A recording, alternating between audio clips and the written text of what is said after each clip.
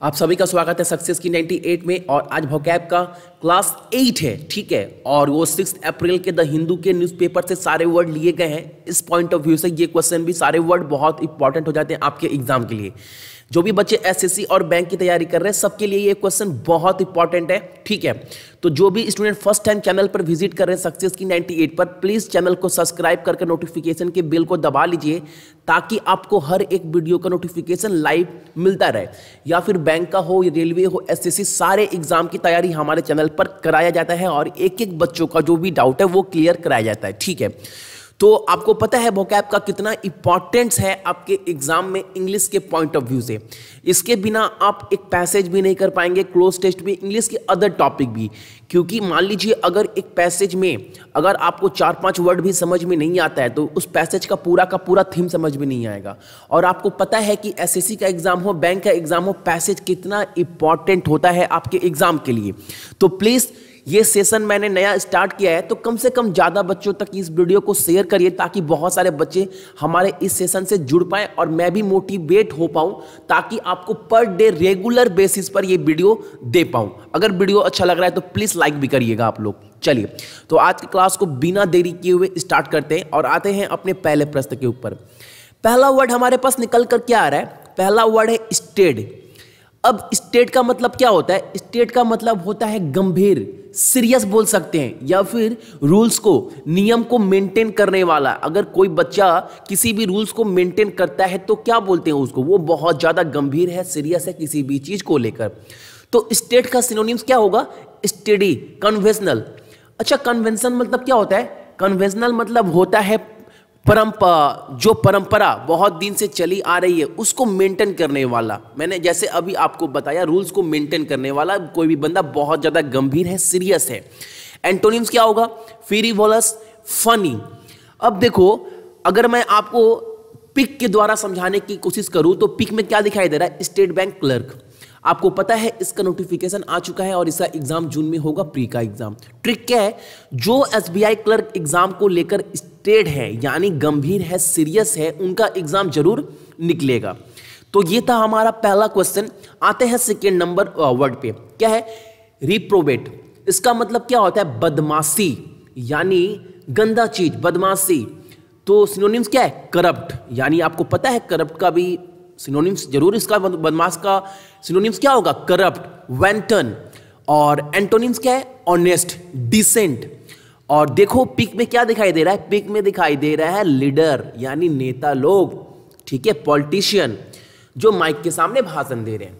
हर एक नेता रिप्रोबेट होते हैं यानी बदमाश होते हैं क्योंकि वो अपने वादे पूरे नहीं करते हैं। जैसे आप सभी को पता है हर एक नेता का नेचर हो गया है कि वो अपने वादे पूरा नहीं करते हैं। जब वो वोट मांगने आते हैं पब्लिक के पास, हमारे पास, तो बहुत सारे वादे करते हैं लेकिन वो बाद में क्या होते हैं? रिप्रोबेट हो जाते हैं, यानी बदमाश हो जाते हैं, करप्ट हो जाते हैं, ठीक है। चलिए, थर्ड क्वेश्चन निकल कर क्या आ रहा है हमारे पास?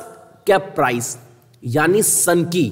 जैसे बोलते हैं ना, sudden change in the behaviour, यानी स्वभाव में उनका सडन बदलाव आ जाना, ठीक है। सन की, सनक जाना, सडन, अचानक से। तो सिनोनिम्स क्या है आपका? कंट्रैक्ट, कंट्रेटी, या फिर आप इसको बोल सकते हो, एंटोनिम्स क्या है? कंसल्टेंसी। नॉर्मल मतलब एक नॉर्मल बंदा, अच्छा बंदा। लेकिन यहां पर क्या बोला जा रहा है कि कैप्राइज का आपका मतलब क्या होता है? सन की, यानी sudden change in the behaviour. जैसे मैंने आपको बता दिया कि उसके ह्यूमन, उसके नेचर में किसी भी पर्सन का अचानक से क्या आना? चेंज आना। तो पिक में फिर से कौन दिखाई दे रहा है? नेता महाशय। और ट्रिक भी वही है, वोट मांगते टाइम बहुत कुछ बोलते हैं लेकिन जीतने के बाद वो कैप्राइज हो जाते हैं, यानी वो सनक जाते हैं। उनके नेचर में सडन क्या होता है? बदलाव आ जाता है। जीतने के बाद वो सारे वादे अपने भूल जाते हैं, ठीक है। आई होप आपको ये वर्ड भी क्लियर हो गया होगा। अगर एग्जाम में आ जाए तो आप इसको रिलेट कर पाएंगे अपने पैसेज से, ठीक है। चलिए, थर्ड वर्ड है गिग, यानी लिफ्ट देना, यानी किसी को बूस्ट करना, लिफ्ट देना, एम्प्लॉयमेंट देना, जॉब देना, एंगेजमेंट करना। जैसे सिनोनिम्स भी आपको दिखाई दे रहा है, जॉब, एंगेजमेंट। एंटोनिम्स क्या है? अनएम्प्लॉयमेंट, किसी को लिफ्ट नहीं देना, किसी को बेरोजगार होना, किसी को मदद ना करना। पिक में फिर से दिखाई दे रहे हैं कौन? नेता महाशय। नेता लोग बोलते हैं वोट दीजिए, हम युवा को गिग देंगे यानी लिफ्ट देंगे, यानी उनको बूस्ट करेंगे, उनको आगे तक लेकर जाएंगे, लेकिन जीतने के बाद वो ये सब बात भूल जाते हैं और ये बात की रह जाती है। चलिए देखते हैं पांचवा वर्ड क्या निकल कर आ रहा है हमारे पास। वो निकल कर आ रहा है एगिल। एगिल का मतलब बोल सकते हैं फुर्तीला। फुर्तीला का मतलब तो आप सभी को पता होगा, यानी बहुत ज्यादा फुर्तीला, चुस्त। सिनोनिम्स क्या है? लिथ, सप्पल, और एंटोनिम्स रिगिड, स्टिफ। पिक में क्या है? विराट। आपको पता है विराट बहुत ही चुस्त फुर्तीले प्लेयर है हमारे टीम इंडिया का, तो ट्रिक भी इनसे ही जुड़ा हुआ है, पिक से। विराट एक एगिल प्लेयर है यानी फुर्तीला चुस्त प्लेयर है टीम इंडिया का। चलिए आई होप आपको ये वर्ड का मतलब भी पूरे अच्छे से क्लियर हो गया होगा कि एगिल का मतलब होता क्या है। चलिए अगला वर्ड जो 6 नंबर हमारे पास निकल कर आ रहा है वो है सेलिकस। सेलिकस मतलब गंदा वर्ड यानी गंदगी। आप बोल सकते हैं सेलिकस मतलब गंदगी, और ये वर्ड काफी अच्छा है, बहुत बार एग्जाम में रिपीट भी हुआ है सेलिकस, बहुत बार पैसेज में देखने को मिला है सेलिकस वर्ड। तो सेलिकस को बोल सकते हैं गंदा, गंदगी फैलाना, गंदी बातें बोलना। वर्ड्स सिनोनिम्स भी देख लो, आपको पता होगा वल्गर मतलब क्या होता है, livid. Antonyms moral, decent. Pick में फिर से कौन दिखाई दे रहा है? नेता महाशय। सारे ट्रिक नेता महाशय से ही जुड़ा हुआ है सारा वर्ड आजकल। क्या बात है, आजकल के नेता लोग अपने भाषण में सेलिकस वर्ड ज्यादा यूज करते हैं। आपको पता है ना, पॉलिटिक्स इतनी गंदी हो चुकी है कि नेता लोग आजकल जीतने के लिए कुछ भी बोलते हैं, किसी भी पार्टी पर, कोई भी पार्टी का हो, किसी भी पार्टी पर कुछ भी इल्जाम वगैरह, गंदे वर्ड, वल्गर वर्ड यूज करते रहते हैं। तो ये परंपरा हो गया अभी आज के डेट में नेता लोगों का। आई होप आप लोग समझ पाए होंगे कि सेलिकस का मतलब क्या होता है। सेलिकस का मतलब होता है गंदगी, गंदे वर्ड यूज करना। एग्जाम में आ जाए तो आप इस वर्ड को अच्छे से रिलेट कर पाएंगे सेंटेंस में, अगर आ गया तो। ठीक है, चलिए 7 नंबर वर्ड क्या निकल कर आ रहा है? Sun dry. अच्छा, सन ड्राई का मतलब क्या होता है? विभिन्न। आप इसको अगर नॉर्मल लैंग्वेज में समझेंगे तो मिसलेनियस, डिफरेंट, मतलब बचे खुचे, डिफरेंट। और सिनोनिम्स क्या है? Assorted, manifold. और एंटोनिम्स क्या है? इंडिविजुअल, अकेला, सिंगुलर, मतलब अकेला, मतलब एक ग्रुप में कोई बंदा है जो अकेला है। मिसलेनियस नहीं है। मिसलेनियस में क्या होता है कि बहुत सारे टॉपिक होते हैं, डिफरेंट डिफरेंट टाइप के टॉपिक होते हैं मिसलेनियस में, तो उसी को बोलते हैं सन ड्राई। सन ड्राई का मतलब विभिन्न। तो अगर आपको रिलेट करना पड़े सन ड्राई को किसी भी सेंटेंस में तो आप समझ लीजिएगा सन ड्राई का मतलब होता है विभिन्न, डिफरेंट, मिसलेनियस, जहां पर बहुत सारे टॉपिक एकजुट है। मिसलेनियस है, बहुत सारे कैटेगरी है।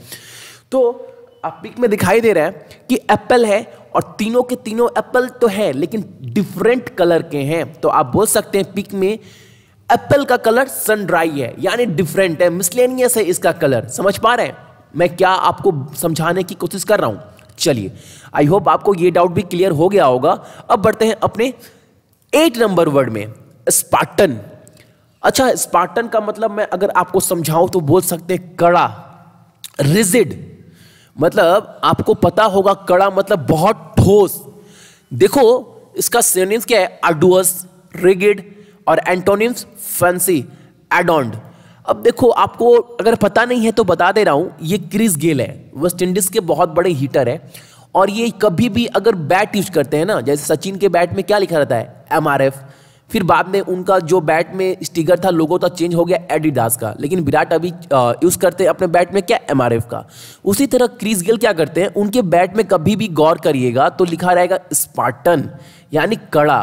तो आप ऐसे भी याद कर सकते हैं, अगर स्पार्टन वर्ड कभी आपके एग्जाम में आ जाता है तो याद रखिएगा स्पार्टन यानी क्रिस गेल के बैट स्पार्टन होता है, इसलिए वो लंबे लंबे सिक्स मारते हैं। यानी क्रिस गेल का बैट कड़ा होता है, ठोस होता है, इसलिए वो लंबे लंबे सिक्स मारते हैं।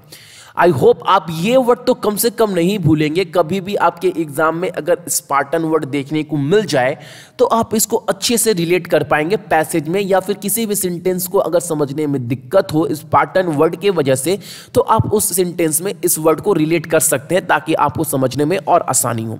चलिए आज का लास्ट वर्ड देखते हैं, वह है 9th वर्ड। सॉरी, ये 9 नंबर है, इसका वर्ड नंबर क्या है? इसके बाद 10th भी है। 9 का नंबर है पिपी। पेपी का मतलब क्या होता है? चुस्त, चालाक, मतलब चुस्त भी बोल सकते हैं, चालाक भी बोल सकते हैं, क्लेवर। और सिनोनिम्स क्या है? Lively, playful. Antonyms depressed, down.